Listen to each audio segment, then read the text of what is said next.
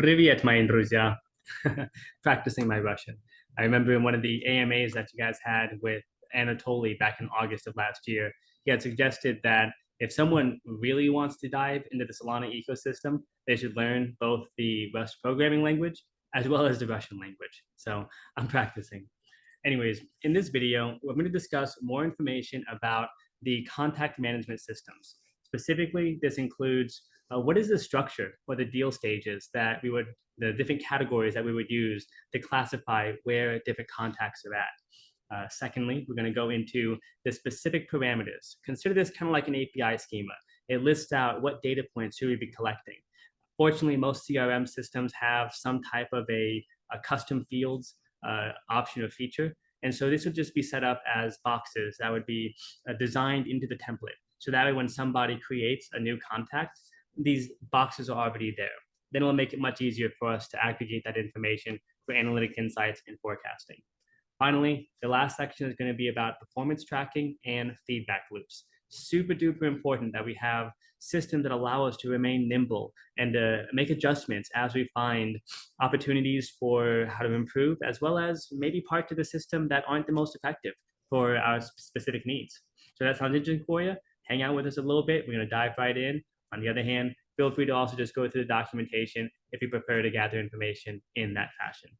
So to start off with, it's something where it's easiest to be able to manage a CRM or a deals pipeline if we can classify them by different stages.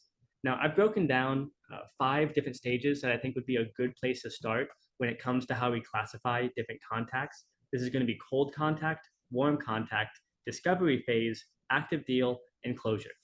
What this means is that a cold contact, they're just somebody that maybe we've interacted with them lightly. Maybe they're not even someone we've talked to yet. They're just a target that we've decided we want to be able to nurture a relationship with. There's somebody that they're not in play yet, but they're on our radar. A warm contact, that's someone we've already talked to. We've already had some kind of discussions, and there's some level of relationship there. On the other hand, we haven't yet come to terms of discussing any specifics for a deal that we can do together. We can call this also like the the discovery phase, best way to call it. Finally is the active deal stage. So this is where we've probably already had a meeting with them. Maybe that's a Zoom conversation, maybe that's in person. In fact, a lot of deals, they're done entirely through Telegram. So it doesn't really matter where these things happen. But by the point that we've gotten to this 4th stage, active deal, we've got specifics on what exactly are we expecting from each side. What are the roles and responsibilities that are required? We'll be able to tag the appropriate parties within the CRM. So that way, then, if we need some support from regulatory and compliance, the legal team, perhaps we want to do some kind of a marketing deal. We can make sure to tag the appropriate people from the marketing team. Or maybe it's an especially juicy, complicated integrations, at which case we want to make sure to have somebody from the tech team involved to be able to help facilitate that deal as well as possible. Finally, the 5th stage, closure. Now, closure does not mean it's the end of the road. In fact, in marketing, we consider our hot contacts or the people who have already purchased is actually the beginning of the funnel, because those are the contacts that are the most likely to convert later on in the future. So if somebody's already done some type of a partnership with us, or somebody has already gone through our grants management, our grants program, they're likely going to be the participants that would be likely to provide additional value later on. And we're going to want to be able to find out what new synergies come up over time and make sure we nurture those relationships appropriately. Now, there's a whole lot of ways to be able to break down this information so we can gather the analytics and insights that would be useful for maintaining maximum operational efficiency. There's like a dozen of them, so I'm not going to list them all here in this video. But essentially, we want to make sure that there's a single source of truth that everybody that is participating with the deal is able to access. And by having these different custom fields that are available, it's as easy as filling in the blank. Here to find information such as what is somebody's communication preferences? How do they find out about us? Where are they located? If we have different meetings coming up, it's pretty standard in business to record those meetings. So that way we can have a better chance to take action on whatever agreements or deliverables were discussed in the meeting.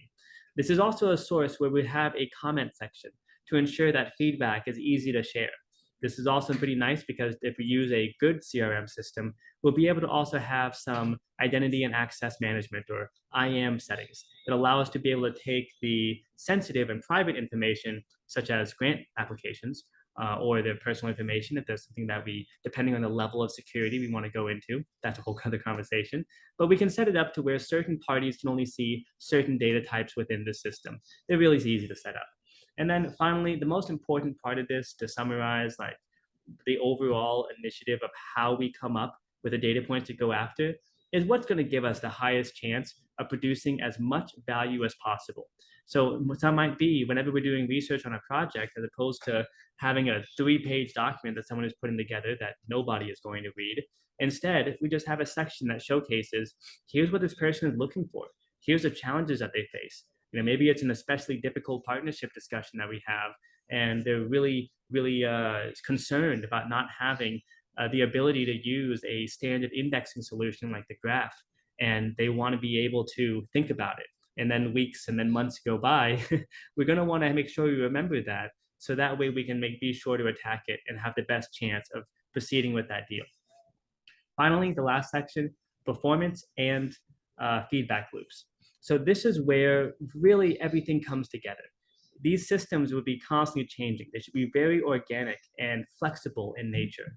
In this way, we would be able to ensure that whenever any associate that's using this finds an opportunity for us to improve, or maybe someone from leadership wants an additional feature added on, we can showcase and have a solid roadmap available to see exactly what kind of feedback are we getting. Is it positive or is it negative?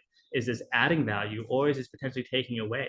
And the sooner we can uncover bottlenecks, maybe we notice a consistency that as our business developers are talking to people in the field, maybe we notice that 8 out of 10 people are complaining about a certain thing, or maybe everyone has the same type of objections.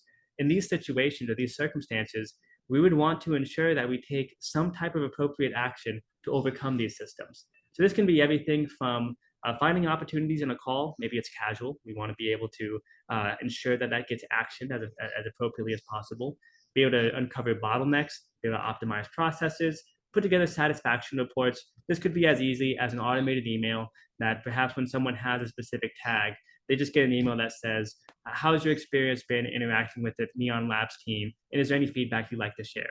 So that way we can learn from the people that we're interacting with. And then finally, to make sure that we're doing everything we can to defend against deals falling through the cracks.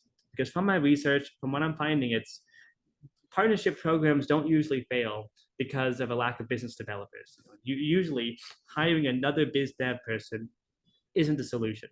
The solution is being more organized and more effective in how we're managing the contacts that we already have. Ultimately, what we wanted to do is to ensure that we have clarity and transparency on not only what is the overall volume and value of the deals pipelines that are being managed within our organization, but we want to be able to find out what are the trends? How are we growing or are we shrinking?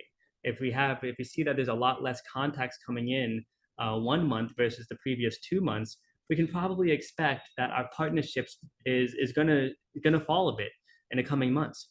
These are the types of insights that are pretty non-intuitive in nature, unless we have a system that's been designed from the beginning to be able to make it to where we have dashboards that are able to showcase this info. So if you found this valuable, thank you so much. Would love your feedback. And if not, I'd also love your feedback. It's super useful for me because what we're really doing here is setting up an awesome follow-up management system. So in the next section, I'm going to discuss a little bit more on how we engage and interact with different contacts in order to give us the best probability of converting high-value contacts into actual active deals. So that sounds interesting? Then join me in the next video. Until next time, bye for now, y'all.